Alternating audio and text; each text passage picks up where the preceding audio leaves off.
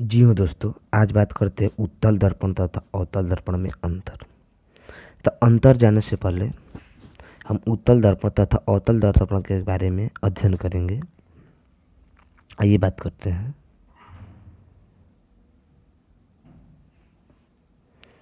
अवतल दर्पण, जिसे अवतल दर्पण, तो अवतल दर्पण क्या है?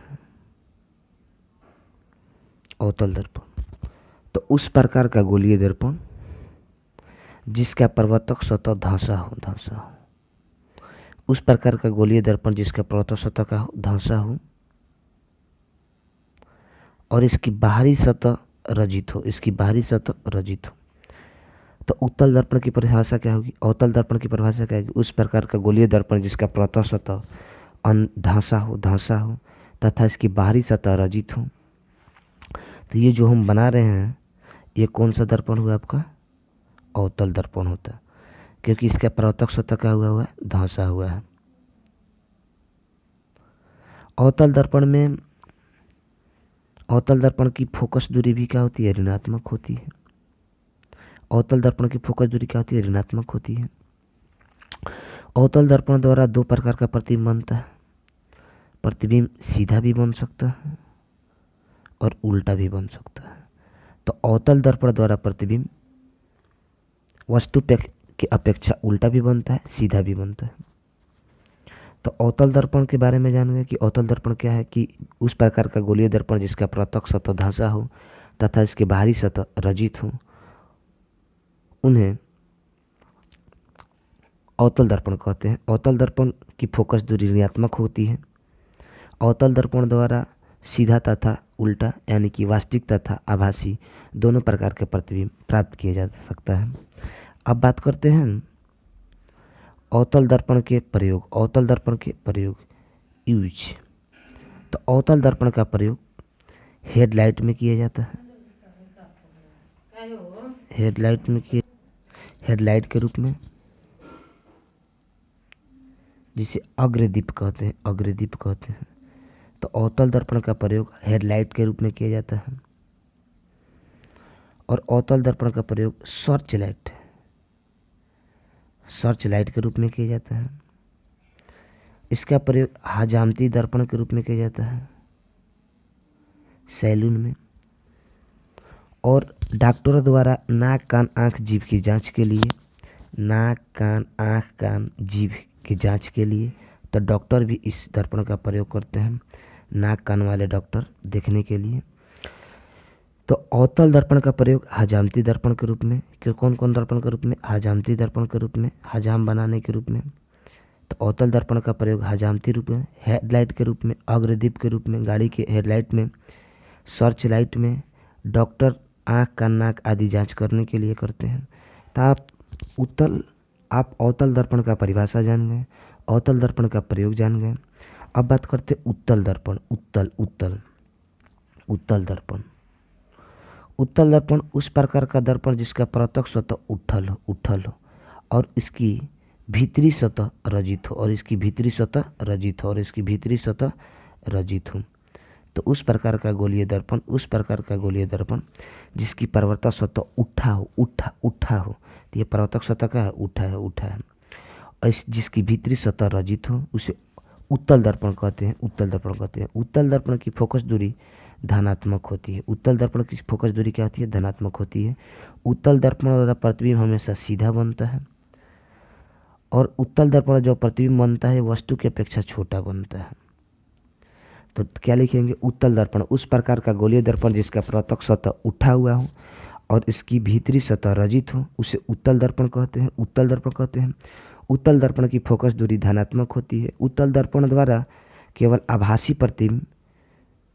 आभासी या काल्पनिक प्रतिबिंब प्राप्त होता है, यानी कि वस्तु की अपेक्षा सीधा और छोटा प्रतिबिंब प्राप्त होता है। जबकि अवतल दर्पण द्वारा सीधा और उल्टा दोनों, बड़ा और छोटा दोनों।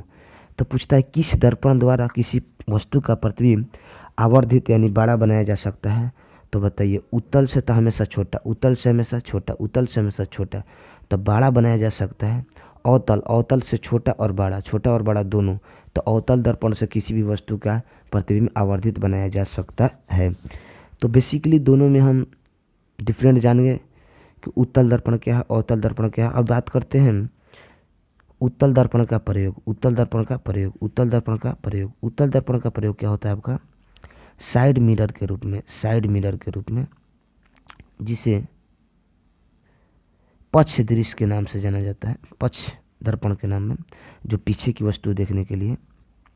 तो साइड मिरर के रूप में उत्तल दर्पण, और एक आता है street light, street light, street light. तो दोनों में कौन सा दर्पण होगा, उत्तल, उत्तल, उत्तल, उत्तल।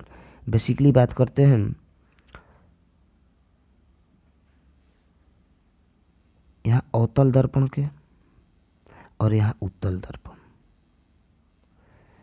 इसकी परावर्तक सतह धांसा रहता है और बाहरी सतह रजित रहता है। इसकी परावर्तक सतह उठा रहता है और भीतरी सतह रजित रहता है, रजित रहता है। इसमें जो प्रतिबिंब बनता है, इमेज बनता है, ये बड़ा भी बन सकता है, छोटा भी बनता है। और इसमें इमेज जो होता है वास्तविक प्रतिबिंब भी बनता है और काल्पनिक प्रतिबिंब भी बनता है।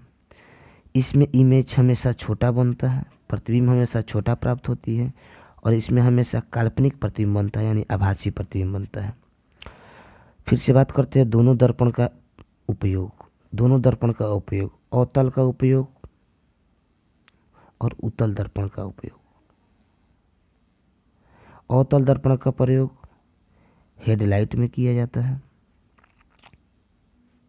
हजामती दर्पण के रूप में किया जाता है, सर्च लाइट के रूप में किया जाता है, और डॉक्टरों के द्वारा नाक कान आदि जांच करने के लिए किया जाता है। उत्तल दर्पण का प्रयोग साइड मिरर के रूप में किया जाता है और स्ट्रीट लाइट के रूप में किया जाता है, स्ट्रीट लाइट के रूप में किया। तो बेसिकली हम अंतर जानेंगे, बेसिकली हम उत्तल और अवतल दर्पण के बारे में जान गए। तो आइए बात करते हैं उत्तल दर्पण और अवतल दर्पण में अंतर। जैसा कि यहाँ आप देख रहे होंगे उत्तल दर्पण और अवतल दर्पण में निम्नलिखित अंतर है। अवतल दर्पण, अवतल दर्पण में वास्तविक एवं काल्पनिक दोनों प्रकार के प्रतिबिंब प्राप्त होते हैं। अभी आपको बताएं कि अवतल दर्पण में वस्तु के अपेक्षा उल्टा और सीधा दोनों प्रकार के प्रतिबिंब प्राप्त हो सकते हैं। तो वास्तविक मैंने उल्टा, आभासी मैंने सीधा, तो दोनों प्रकार के प्रतिबिंब बन सकते हैं। जबकि उत्तल में केवल काल्पनिक, काल्पनिक बनता है। तो अवतल में आपको वास्तविक भी बनता है, अवतल में आपको वास्तविक भी बनता है, वास्तविक भी बनता है और काल्पनिक भी बनता है। वही बात करें उत्तल में, उत्तल में केवल हमेशा कैसा बनता है, काल्पनिक बनता है। और इसमें बड़ा छोटा दोनों बनता है, बड़ा और छोटा दोनों प्रतिबिंब बनता है, जबकि इसमें केवल वस्तु की अपेक्षा छोटा प्रतिबिंब बनता है। कैसा प्रतिबिंब बनता है, नेक्स्ट, इसका दृष्टि क्षेत्र छोटा होता है। अवतल का दृष्टि क्षेत्र होता है छोटा होता है और उत्तल का दृष्टि क्षेत्र विस्तृत होता है, बड़ा होता है। इसीलिए इसे साइड मिरर के रूप में करते हैं।